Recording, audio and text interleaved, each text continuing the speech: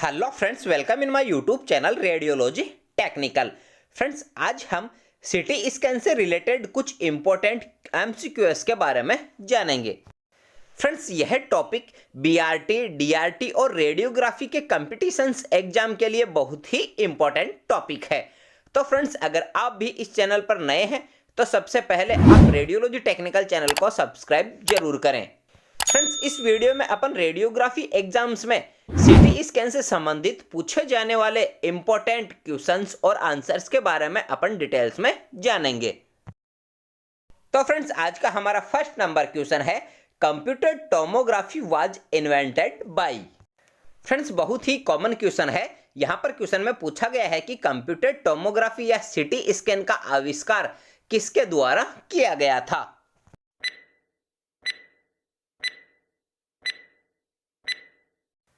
तो फ्रेंड्स, यहां पर इसका राइट आंसर होता है option number D, Godfrey हाउंसफील्ड।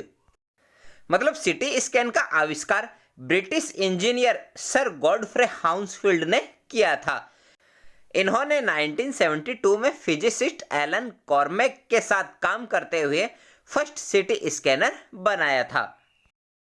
Question number second है, व्हाट डज सीटी stand for in medical imaging. यहां पर क्वेश्चन में पूछा गया है कि मेडिकल इमेजिंग में सीटी का क्या मतलब होता है।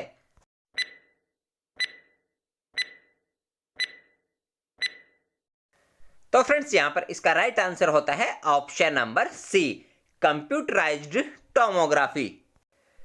फ्रेंड्स, मेडिकल इमेजिंग में सीटी का मतलब कंप्यूटराइज्ड टोमोग्राफी होता है।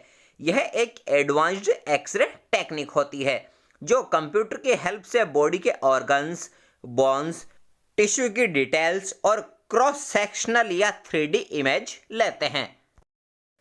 क्वेश्चन नंबर थर्ड है, what is the primary advantage of सीटी ओवर कन्वेंशनल एक्सरे इमेजिंग। यहां पर क्वेश्चन में पूछा गया है कि कन्वेंशनल एक्सरे इमेजिंग की तुलना में सीटी स्कैन का प्राइमरी एडवांटेज क्या होता है।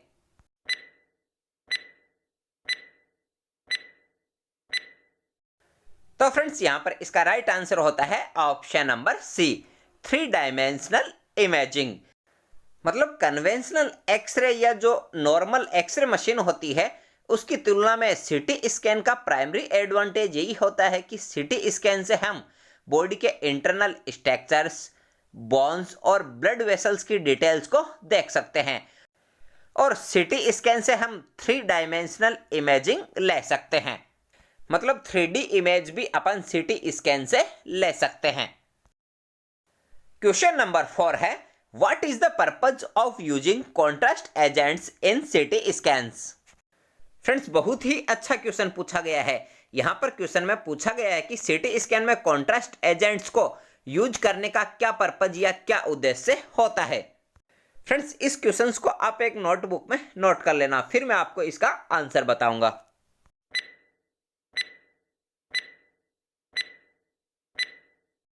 तो फ्रेंड्स, यहां पर इसका राइट आंसर होता है ऑप्शन नंबर ए, इनहांस इमेज कॉन्ट्रास्ट। मतलब सीटी स्कैन में कॉन्ट्रास्ट एजेंट्स का यूज सीटी इमेज के कॉन्ट्रास्ट को इनहांस करने के लिए किया जाता है। फ्रेंड्स, कॉन्ट्रास्ट एजेंट्स के रूप में अपन आयोडीनेटेड कॉन्ट्रास्ट मीडिया का यूज करते हैं और फ्रेंड्स, कॉन्ट्रास्ट मीडिया बॉडी के ऑर्गन्स के विजुअलाइजेशन को इंप्रूव भी करता है।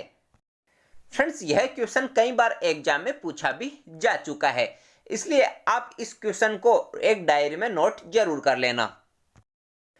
क्वेश्चन नंबर 5 है, what is the primary purpose of a CT scout view. Friends, CT scan के लिए यह क्वेश्चन भी बहुत इंपॉर्टेंट है। यहां पे क्वेश्चन में पूछा गया है कि सीटी स्कैन स्टार्ट करने पर अपन एक स्काउट व्यू लेते हैं, तो वह स्काउट व्यू लेने का क्या पर्पज या क्या उद्देश्य होता है।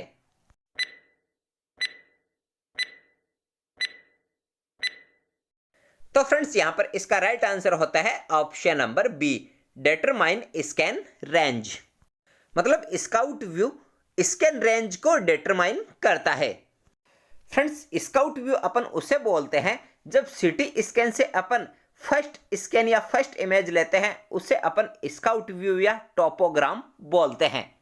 मतलब स्काउट व्यू को अपन टोपोग्राम भी बोल सकते हैं। मतलब हमें बॉडी के कितने एरिया तक या कितनी रेंज तक स्कैन करना है, यह हम स्काउट व्यू से ही डिटरमाइन कर पाते हैं।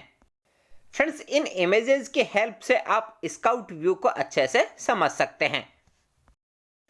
क्वेश्चन नंबर 6 है, what is the primary function of the bowtie filter in A city scanner.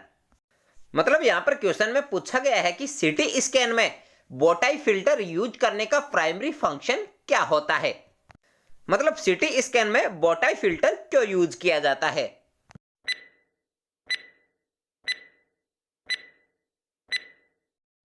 तो फ्रेंड्स, यहां पर इसका राइट आंसर होता है option number B, reduce radiation dose. Friends, इस डायग्राम में आप देख सकते हैं कि सिटी स्कैन में एक्सरे ट्यूब और पेशेंट के बीच में बोटाई फिल्टर यूज किया जाता है। इस बोटाई फिल्टर का प्राइमरी फंक्शन पेशेंट को दी जाने वाली रेडिएशन डोज को कम करना होता है और इमेज क्वालिटी को बेटर बनाना होता है। क्वेश्चन नंबर 7 है, which of the following substance are used to coat the walls of a CT scan room for radiation shielding। Friends, यहां पर क्वेश्चन में पूछा गया है कि रेडिएशन शील्डिंग के लिए सिटी स्कैन के रूम की दीवार या वॉल्स पर कोटिंग करने के लिए किस सब्सटेंस या किस पदार्थ का यूज किया जाता है।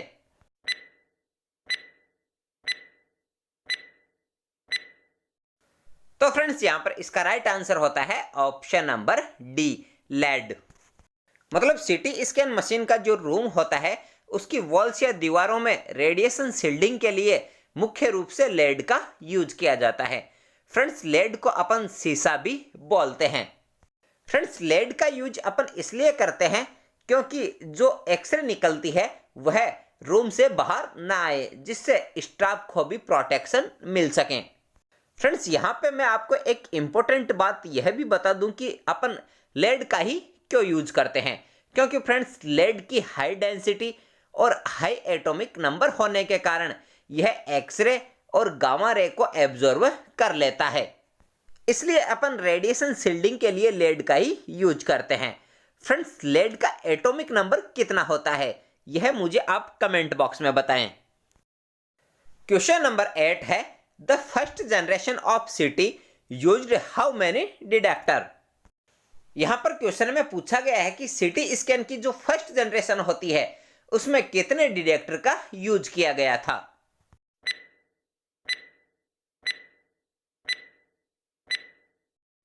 तो फ्रेंड्स, यहां पर इसका राइट आंसर होता है ऑप्शन नंबर ए, 1 डिटेक्टर। मतलब फर्स्ट जनरेशन के सिटी स्कैनर में ओनली 1 डिटेक्टर का ही यूज किया गया था। फ्रेंड्स, इस डायग्राम में आप देख सकते हैं कि सिटी स्कैन की यह एक्सरे ट्यूब होती है और इस एक्सरे ट्यूब के अपोजिट में फर्स्ट जनरेशन में ओनली सिंगल डिटेक्टर का ही यूज किया गया था। और फ्रेंड्स, इसके साथ में पेंसिल बीम का यूज किया गया था। फ्रेंड्स, फर्स्ट जनरेशन का सिटी स्कैनर ब्रेन या मस्तिष्क के स्कैन के लिए डिजाइन किया गया था। क्वेश्चन नंबर 9 है, in the word computer tomography Tomo means. Friends, CT scan के लिए यह क्वेश्चन बहुत ही इंपॉर्टेंट है। यहां पर क्वेश्चन में पूछा गया है कि कंप्यूटर टोमोग्राफी वर्ड में टोमो का मतलब क्या होता है।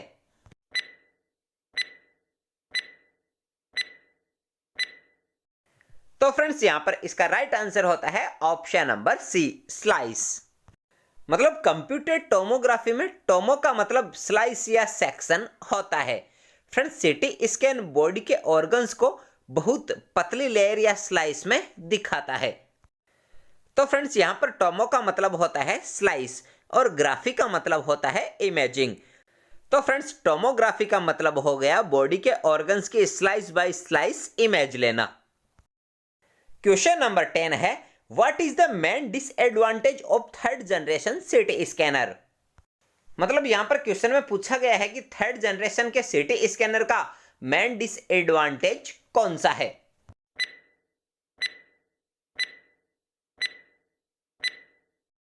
तो फ्रेंड्स, यहां पर इसका राइट आंसर होता है option number A, ring artifacts. मतलब थर्ड जनरेशन सिटी स्कैनर का main disadvantage ring artifact produce करना है। फ्रेंड्स, रिंग आर्टिफैक्ट के कारण इमेज में गोल रिंग्स जैसी स्ट्रक्चर दिखाई देती है जो कि इमेज क्वालिटी को खराब कर देती है। फ्रेंड्स, इन इमेजेस में आप देख सकते हैं कि इस प्रकार हमें सीटी स्कैन की इमेज में रिंग आर्टिफैक्ट दिखाई देता है। फ्रेंड्स, यहाँ पर इंपॉर्टेंट बात यह है कि रिंग आर्टिफैक्ट होता क्यों है, क्योंकि फ्रेंड्स थर्ड जनरेशन में एक्सरे ट्यूब और 800 से 1000 डिटेक्टर एक साथ पेशेंट के चारों तरफ रोटेट करते हैं। यदि उनमें से एक भी डिटेक्टर गलत तरीके से कैलिब्रेट हो जाता है या खराब हो जाता है तो वह हर एंगल पर गलत डाटा देता है, जिससे कंप्यूटर उस गलत डाटा को एक रिंग या सर्कुलर में दिखाता है। क्वेश्चन नंबर 11 है EBCT स्टैंड फॉर। मतलब EBCT का क्या मतलब होता है?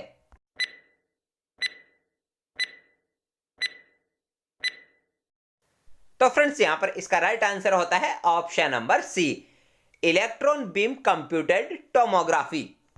मतलब इलेक्ट्रॉन बीम कंप्यूटेड टोमोग्राफी एक विशेष प्रकार का तेज गति वाला सीटी स्कैन होता है जिसका यूज मुख्य रूप से हार्ट की आर्टरीज या कोरोनरी आर्टरीज में कैल्शियम को डिटेक्ट करने और हार्ट की इमेज को बहुत कम टाइम में लेने के लिए EBCT स्कैन का यूज किया जाता है। फ्रेंड्स, इस डायग्राम में आप देख सकते हैं कि यह इलेक्ट्रॉन बीम कंप्यूटेड टोमोग्राफी होती है। इसमें मशीन में एक गन लगी होती है जो इलेक्ट्रॉन बीम को प्रोड्यूस करती है। क्वेश्चन नंबर 12 है city number for dense bone material is. यहां पर क्वेश्चन में पूछा गया है कि डेंस बोन मटेरियल के लिए सिटी नंबर कितना होता है।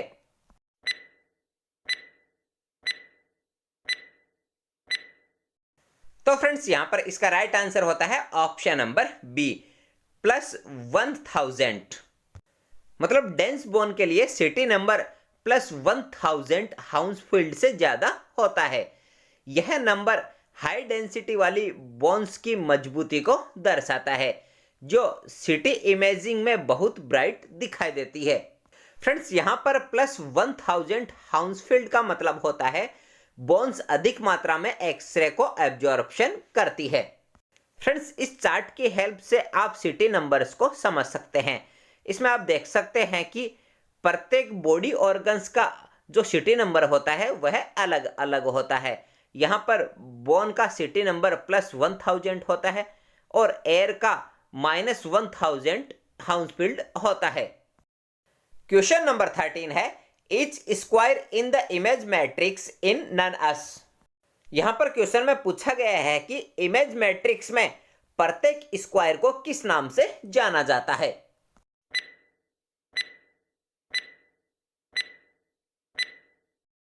तो फ्रेंड्स, यहां पर इसका राइट आंसर होता है ऑप्शन नंबर सी, पिक्सल। मतलब इमेज मैट्रिक्स में प्रत्येक स्क्वायर को पिक्सल कहा जाता है। फ्रेंड्स, पिक्सल डिजिटल इमेज या स्क्रीन पर बनने वाली इमेज की सबसे छोटी यूनिट होती है। फ्रेंड्स, इस डायग्राम में आप देख सकते हैं कि यह इमेज मैट्रिक्स है। इस मैट्रिक्स में अपन प्रत्येक स्क्वायर को पिक्सल कहते हैं। इसमें आप देख भी सकते हैं कि यह जो छोटे छोटे स्क्वायर है इनको अपन पिक्सल कहते हैं। क्वेश्चन नंबर 14 है first generation CT scanner was designed specifically for evaluation of. मतलब यहां पर क्वेश्चन में पूछा गया है कि फर्स्ट जनरेशन का सिटी स्कैनर विशेष रूप से किसको इवैल्यूएशन करने के लिए डिजाइन किया गया था।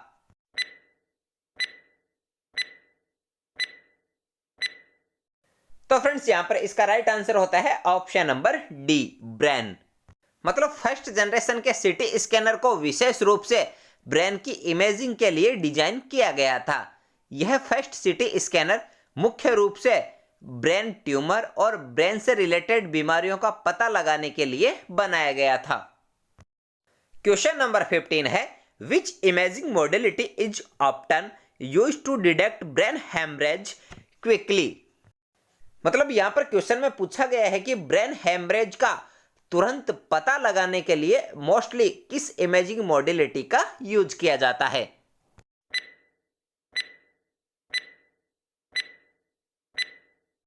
तो फ्रेंड्स यहाँ पर इसका राइट आंसर होता है option number B, CT scan. मतलब ब्रेन हेमरेज का तुरंत पता लगाने के लिए आमतौर पर सबसे पहले सीटी स्कैन किया जाता है, क्योंकि फ्रेंड्स सीटी स्कैन बहुत तेजी से किया जा सकता है और कुछ ही सेकंड्स में हमें रिजल्ट भी दे देता है। और सीटी स्कैन हेमरेज को बहुत अच्छी तरीके से मतलब हाइपरडेंस दिखाता है। फ्रेंड्स इस इमेज में आप देख सकते हैं कि इस प्रकार ब्रेन की इमेजिंग में हमें हेमरेज दिखाई देता है जो हाइपरडेंस होता है, मतलब ब्राइट व्हाइट कलर का हमें हेमरेज दिखाई देता है। क्वेश्चन नंबर 16 है, what is the function of the Gentry इन ए सीटी स्कैनर। मतलब यहां पर क्वेश्चन में पूछा गया है कि सीटी स्कैनर में गैंट्री का क्या फंक्शन या क्या काम होता है।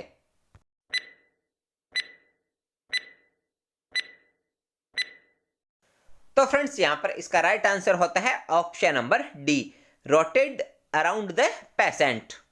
फ्रेंड्स इस डायग्राम में आप देख सकते हैं कि यह सीटी स्कैनर मशीन होती है। इस सीटी स्कैनर मशीन में यहां पर गैंट्री होती है।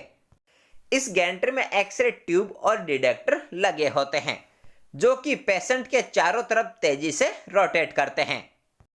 फ्रेंड्स जो सीटी स्कैनर मशीन में यह गैंट्री होती है वह एक रिंग या सिलेंडर के शेप की होती है, जिसका मुख्य फंक्शन यही होता है कि यह पेशेंट के चारों तरफ रोटेट करती है।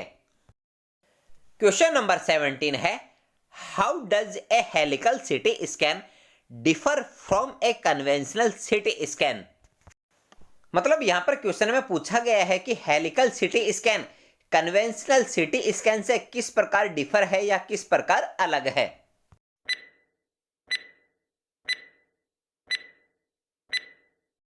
तो फ्रेंड्स यहां पर इसका राइट आंसर होता है ऑप्शन नंबर ए, continuous stable movement.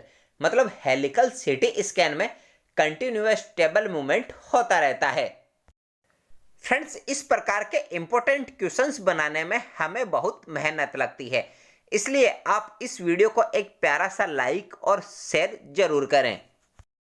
Question number 18 है, which type of algorithm is commonly used for image reconstruction in सीटी।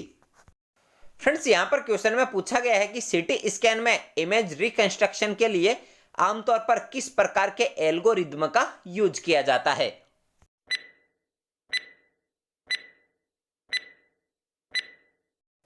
तो फ्रेंड्स यहां पर इसका राइट आंसर होता है option number C, filtered back projection. मतलब सीटी स्कैन में इमेज के रिकंस्ट्रक्शन के लिए मुख्य रूप से फिल्टर्ड बैक प्रोजेक्शन एल्गोरिथम का यूज किया जाता है। फ्रेंड्स यह एल्गोरिथम डाटा को धुंधलापन या ब्लरिंग रिमूव करने के लिए एक फिल्टर का यूज करता है और फिर बैक प्रोजेक्शन के द्वारा इमेज बनाता है। क्वेश्चन नंबर 19 है, is sweep of the source detector around the body during CT is called a. मतलब यहां पर क्वेश्चन में पूछा गया है कि सीटी स्कैन के दौरान बॉडी के चारों ओर सोर्स और डिटेक्टर के प्रत्येक स्वीप को क्या कहा जाता है।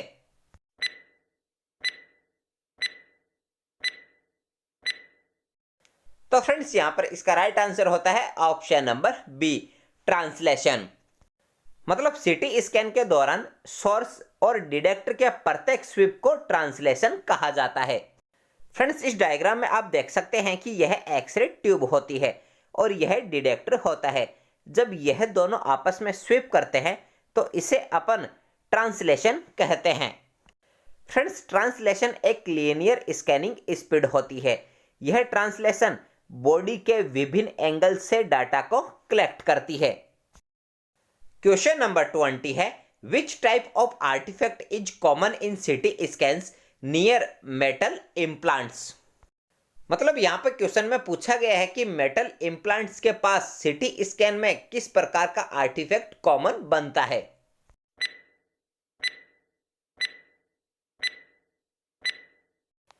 तो फ्रेंड्स यहां पर इसका राइट आंसर होता है option number A, beam hardening artifact. मतलब सीटी स्कैन में मेटल इम्प्लांट्स के पास में सबसे common artifact beam hardening artifact होता है। इसे अपन मेटल आर्टिफैक्ट भी बोल सकते हैं। फ्रेंड्स, इन इमेजेस में आप देख सकते हैं कि इस प्रकार सिटी की इमेज में हमें बीम हार्डनिंग आर्टिफैक्ट या मेटल आर्टिफैक्ट दिखाई देता है। क्वेश्चन नंबर 21 है, what is the primary function of the city couch और टेबल। फ्रेंड्स, यहाँ पर क्वेश्चन में पूछा गया है कि सिटी काउच या टेबल का प्राइमरी फंक्शन क्या होता है या इनका प्राइमरी कार्य क्या होता है।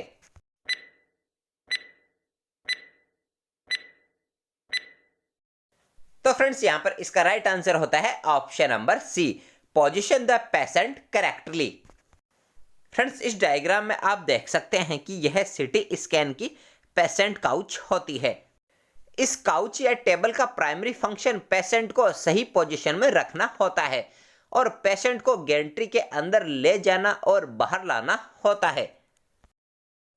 क्वेश्चन नंबर 22 है, what does the term ROI stand for in city analysis. Friends, यह क्वेश्चन भी बहुत इंपॉर्टेंट है। इस क्वेश्चन को भी आप एक नोटबुक में नोट कर लेना। यहां पर क्वेश्चन में पूछा गया है कि सिटी एनालिसिस में ROI टर्म का क्या मतलब होता है।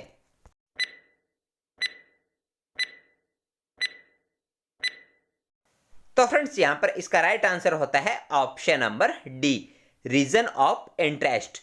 मतलब ROI का जो फुल फॉर्म होता है वह रीजन ऑफ इंटरेस्ट होता है। फ्रेंड्स, यह ROI एक ट्यूमर, ऑर्गन या टिश्यू के एरिया को डिसाइड करता है।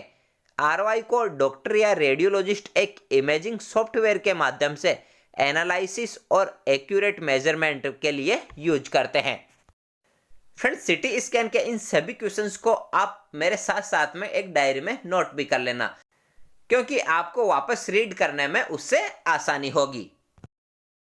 क्वेश्चन नंबर 23 है, what is the purpose of A city fluoroscopy. यहां पर क्वेश्चन में पूछा गया है कि सिटी फ्लोरोस्कोपी का क्या पर्पज या क्या उद्देश्य होता है।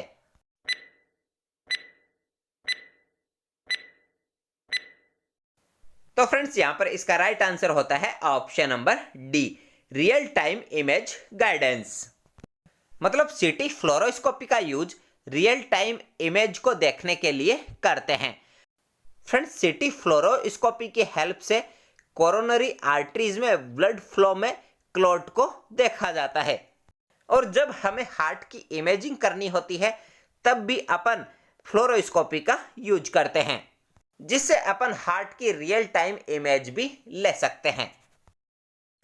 क्वेश्चन नंबर 24 है, what is the primary advantage of using multi detector city scanners. मतलब फ्रेंड्स, यहां पर क्वेश्चन में पूछा गया है कि मल्टी डिटेक्टर सिटी स्कैनर का यूज करने का प्राइमरी एडवांटेज क्या होता है।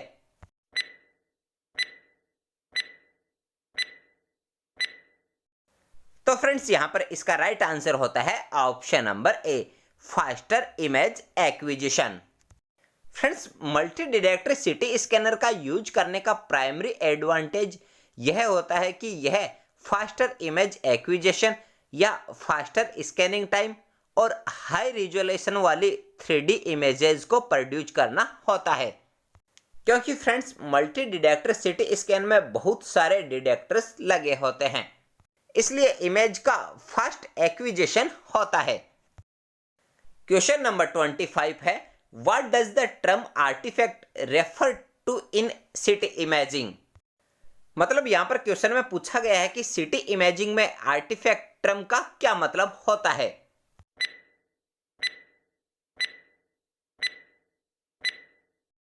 तो फ्रेंड्स, यहां पर इसका राइट आंसर होता है option number B, non anatomical appearance. मतलब सिटी स्कैन में आर्टिफैक्ट का मतलब उन अनवांटेड स्पॉट्स, रेखाएं और इमेज में होने वाले डिस्टॉर्शन से हैं जो कि स्कैन के दौरान एक्चुअल एनाटॉमी का पार्ट नहीं होते हैं। सिटी स्कैन में आर्टिफैक्ट बहुत टाइप के होते हैं, जैसे motion artifact, metal artifact, beam hardening artifact और रिंग आर्टिफैक्ट। यह सभी आर्टिफैक्ट एक्चुअल एनाटॉमी का पार्ट नहीं होते हैं और यह आर्टिफैक्ट इमेज क्वालिटी को भी खराब करते हैं। क्वेश्चन नंबर 26 है, what is the primary advantage of using city over MRI for imaging bones. मतलब यहाँ पर क्वेश्चन में पूछा गया है कि बोन्स की इमेजिंग के लिए एमआरआई की तुलना में सीटी स्कैन का यूज करने का प्राइमरी एडवांटेज क्या होता है।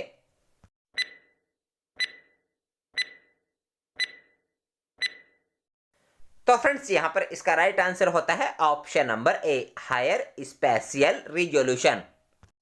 मतलब बोन्स की इमेजिंग के लिए एमआरआई की तुलना में सीटी स्कैन का प्राइमरी एडवांटेज यही होता है कि सीटी स्कैन में हायर स्पेशियल रिजोल्यूशन मिलता है। मतलब सीटी स्कैन में बोन्स की स्ट्रक्चर को और डेंसिटी को बेटर तरीके से अपन देख सकते हैं। इसलिए बोन्स की इमेजिंग के लिए एमआरआई से ज्यादा सीटी स्कैन करवाया जाता है, क्योंकि सीटी स्कैन बोन्स के लिए हायर स्पेशियल रिजोल्यूशन देता है। क्वेश्चन नंबर 27 है, why the current generation CT scanner use for scanning. Friends यहाँ पर क्वेश्चन में पूछा गया है कि स्कैनिंग के लिए वर्तमान जनरेशन के सीटी स्कैनर का यूज क्यों किया जाता है।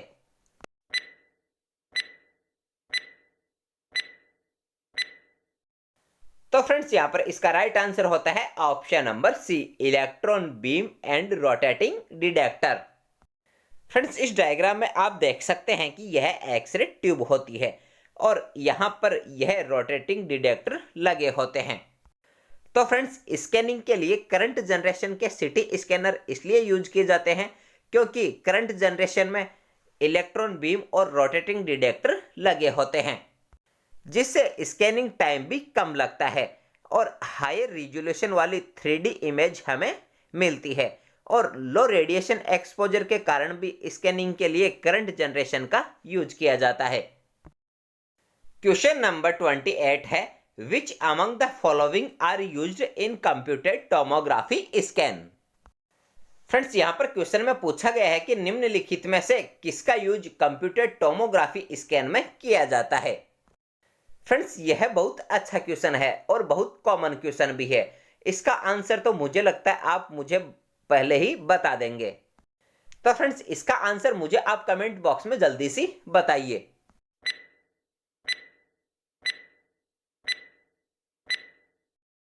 तो फ्रेंड्स यहां पर इसका राइट आंसर होता है ऑप्शन नंबर डी, एक्सरेज।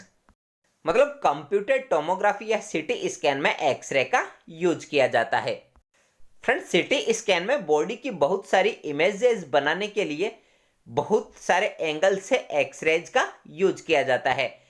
जिस प्रकार कन्वेंशनल एक्सरे मशीनों में एक्सरे वेव्स का यूज किया जाता है, उसी प्रकार सीटी स्कैन में भी एक्सरे का ही यूज किया जाता है। क्वेश्चन नंबर 29 है, the reduction in was the principal advantage of second generation CT scanners. मतलब यहां पर क्वेश्चन में पूछा गया है कि निम्नलिखित में से किसका रिडक्शन या किसकी कमी से सेकंड जनरेशन का प्रिंसिपल एडवांटेज था।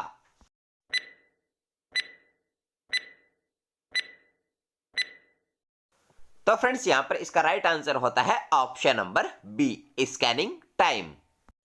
मतलब सेकंड जनरेशन के सीटी स्कैनर का मेन एडवांटेज स्कैनिंग टाइम में कमी था। मतलब सेकंड जनरेशन के सीटी स्कैनर में स्कैन टाइम कम लगता था, वह जल्दी से स्कैन कर देता था। फ्रेंड्स फर्स्ट जनरेशन में एक स्कैन में लगभग 4 से 5 मिनट लगते थे, जबकि सेकंड जनरेशन में 30 से 90 सेकंड में या उससे भी कम टाइम लगता था। फ्रेंड्स सेकंड जनरेशन में स्कैन टाइम कम इसलिए लगता था क्योंकि उसमें मल्टीपल डिटेक्टर्स होते थे और उसमें नैरो फैन बीम का यूज किया जाता था। तो फ्रेंड्स सेकंड जनरेशन का जो मेन एडवांटेज यही था कि उसमें स्कैनिंग टाइम कम लगता था। क्वेश्चन नंबर 30 है, CT is able to differentiate between tissues with similar densities compared with conventional radiography due to. यहाँ पे क्वेश्चन में पूछा गया है कि सीटी स्कैन कन्वेंशनल रेडियोग्राफी की तुलना में सिमिलर डेंसिटीज वाले टिश्यूज के बीच में डिफरेंट या अंतर करने में एबल या सक्षम होती है। तो इसका मुख्य कारण क्या होता है।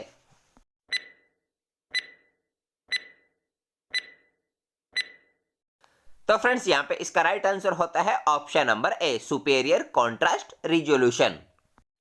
मतलब सीटी स्कैन कन्वेंशनल रेडियोग्राफी की तुलना में सिमिलर डेंसिटीज वाले टिश्यूज के बीच अंतर करने में एबल होती है, तो इसका मुख्य कारण यही होता है कि उसमें सुपेरियर कॉन्ट्रास्ट रिजोल्यूशन या बेटर कॉन्ट्रास्ट रिजोल्यूशन होता है। मतलब जो सीटी स्कैन होती है वह टिश्यू की डेंसिटी में बहुत मामूली डिफरेंस को भी डिटेक्ट कर सकती है, जो हमें कन्वेंशनल एक्सरे में नहीं दिखता है। क्वेश्चन नंबर 31 है, the following is a characteristic of A first generation CT scanner. मतलब यहाँ पे क्वेश्चन में पूछा गया है कि निम्नलिखित में से फर्स्ट जनरेशन की कैरेक्टरिस्टिक कौन सी है। मतलब इन ऑप्शन में से आपको एक फर्स्ट जनरेशन की विशेषता बतानी है।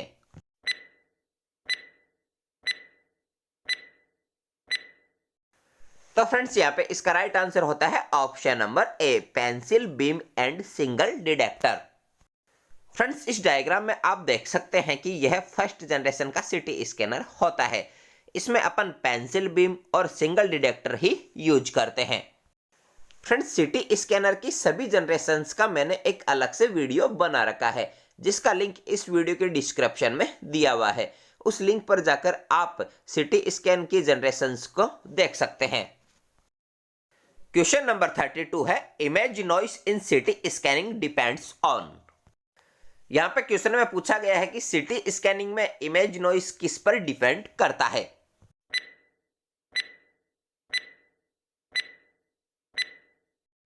तो फ्रेंड्स यहां पर इसका राइट आंसर होता है option number C, number of X ray photons. मतलब सीटी स्कैन में इमेज नॉइस मुख्य रूप से डिटेक्टर तक पहुंचने वाले एक्सरे फोटॉन्स की संख्या पर डिपेंड करता है। फ्रेंड्स यहां पर अपन समझ सकते हैं कि कम नंबर ऑफ एक्सरे फोटोन मतलब हाई नॉइस या लो क्वालिटी, और अधिक नंबर ऑफ एक्सरे फोटोन मतलब कम नॉइस या बेटर क्वालिटी होता है। मतलब ज्यादा नंबर ऑफ एक्सरे फोटोन होंगे तो कम नॉइस होगा और इमेज क्वालिटी भी बेटर होगी।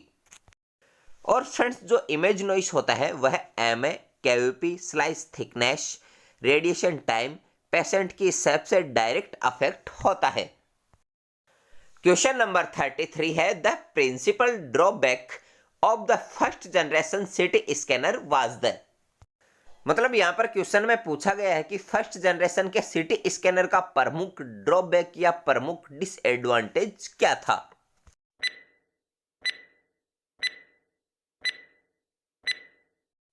तो फ्रेंड्स यहां पर इसका राइट आंसर होता है option number D, long scanning time. मतलब फर्स्ट जनरेशन सीटी स्कैनर का मेन डिसएडवांटेज या मेन ड्रॉबैक यही था कि उसमें स्कैनिंग टाइम बहुत अधिक लगता था। फर्स्ट जनरेशन के सीटी स्कैनर में एक इमेज स्लाइस लेने में 4 से 5 मिनट लगते थे, तो पूरे ब्रेन की इमेजिंग के लिए बहुत अधिक टाइम लगता था। फ्रेंड्स फर्स्ट जनरेशन के सीटी स्कैनर में टाइम इसलिए ज़्यादा लगता था क्योंकि उसमें पेंसिल बीम का यूज किया जाता था और उसमें सिंगल डिटेक्टर का ही यूज किया जाता था। क्वेश्चन नंबर 34 है, हाई रिजोल्यूशन सीटी is most commonly used for the evaluation of the.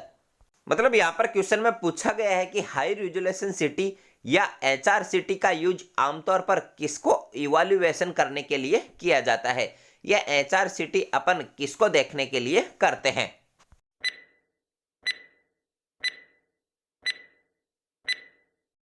तो फ्रेंड्स यहां पर इसका राइट आंसर होता है ऑप्शन नंबर सी, लंग्स। मतलब एचआरसीटी स्कैन का यूज मुख्य रूप से लंग्स या फेफड़ों की बीमारियों को इवैल्यूएशन करने के लिए किया जाता है, क्योंकि एचआरसीटी में लंग्स की बहुत पतली पतली स्लाइस ली जाती है।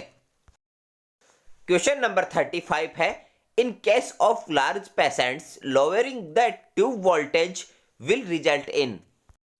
मतलब यहां पर क्वेश्चन में पूछा गया है कि लार्ज पेशेंट्स या मोटे पेशेंट्स के केस में ट्यूब वोल्टेज कम करने से क्या परिणाम होगा।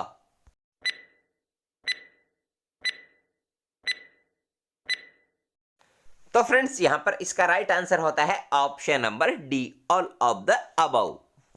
मतलब सीटी स्कैन में लार्ज पेशेंट के केस में अगर ट्यूब वोल्टेज या केवीपी कम करते हैं तो इमेज नॉइस इंक्रीज होगा, फोटो इलेक्ट्रिक इफेक्ट भी इंक्रीज होगा और पेशेंट डोज भी कम होगा। तो यहां पर इसका राइट आंसर होगा option number D, all of the above. Friends यह क्वेश्चन भी इंपॉर्टेंट है, इसको भी आप एक नोटबुक में नोट कर लो। क्वेश्चन नंबर 36 है, who introduced the mathematical used to reconstruct the image. मतलब यहां पर क्वेश्चन में पूछा गया है कि इमेज के रिकंस्ट्रक्शन के लिए मैथमेटिकल फॉर्मूले को किसने इंट्रोड्यूस किया था।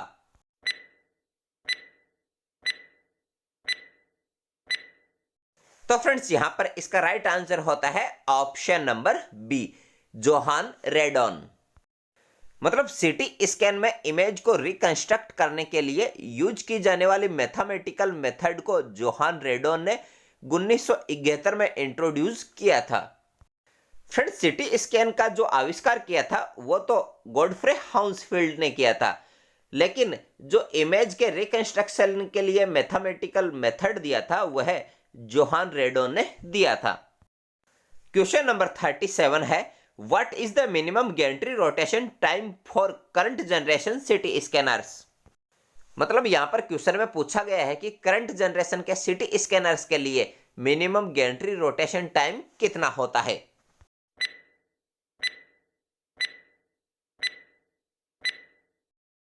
तो फ्रेंड्स यहां पर इसका राइट आंसर होता है option number D, approx 200 to 300 milliseconds. मतलब करंट जनरेशन के सीटी स्कैनर में minimum gantry rotation time approx 200 से 300 मिली सेकेंड्स के बीच में होता है। और फ्रेंड्स यह गैंट्री रोटेशन मोशन आर्टिफैक्ट को कम करने और हार्ट की क्लियर इमेज लेने के लिए इंपॉर्टेंट होता है। क्वेश्चन नंबर 38 है, which type of CT scan is primarily used for imaging blood vessels. मतलब यहां पर क्वेश्चन में पूछा गया है कि किस प्रकार का सीटी स्कैन मुख्य रूप से ब्लड वेसल्स की इमेजिंग के लिए यूज किया जाता है।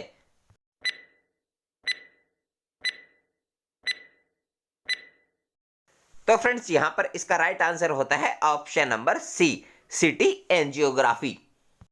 मतलब ब्लड वेसल्स की इमेजिंग के लिए मुख्य रूप से सीटी एंजियोग्राफी का यूज किया जाता है। Friends CT angiography arteries veins का ब्लॉकेज, क्लॉट्स, एन्यूरिज्म का पता लगाने के लिए की जाती है। क्वेश्चन नंबर 39 है, which material is commonly used as a contrast agent in CT imaging. Friends यह क्वेश्चन भी बहुत इंपॉर्टेंट है, यह कई बार एग्जाम में पूछा भी जा चुका है। यहां पर क्वेश्चन में पूछा गया है कि सीटी इमेजिंग में कॉन्ट्रास्ट एजेंट के रूप में आमतौर पर किस मटेरियल का यूज किया जाता है।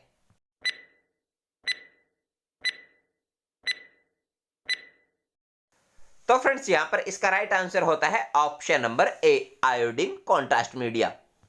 मतलब सीटी इमेजिंग में कॉन्ट्रास्ट एजेंट के रूप में सबसे ज्यादा आयोडीन का यूज किया जाता है, क्योंकि friends iodine contrast media X ray को एब्जॉर्ब करता है, जिससे कॉन्ट्रास्ट मीडिया हमें इमेज में ब्राइट व्हाइट कलर का दिखाई देता है। फ्रेंड्स आयोडीन का यूज अपन इसलिए करते हैं क्योंकि इसका हाई एटॉमिक नंबर होता है। इसका एटॉमिक नंबर कितना होता है वह मुझे आप कमेंट बॉक्स में बताओ। क्वेश्चन नंबर 40 है, what does the term pitch refer to in CT scanning. मतलब यहां पर क्वेश्चन में पूछा गया है कि सीटी स्कैनिंग में पिच टर्म का क्या मतलब होता है।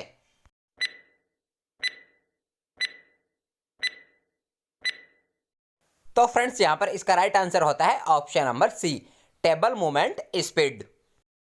मतलब सीटी स्कैन में पिच शब्द मुख्य रूप से टेबल की स्पीड और एक्सरे बीम की चौड़ाई को दर्शाता है। और फ्रेंड्स पिच वर्ड मुख्य रूप से हेलिकल या स्पाइरल सीटी में यूज किए जाने वाला एक इंपॉर्टेंट पैरामीटर होता है। तो फ्रेंड्स आज के हमारे यह 40 क्वेश्चंस यहीं कंप्लीट होते हैं। फ्रेंड्स अगर आपको आज का यह वीडियो अच्छा लगा तो वीडियो को लाइक, शेयर और वीडियोलॉजी टेक्निकल चैनल को सब्सक्राइब जरूर करें।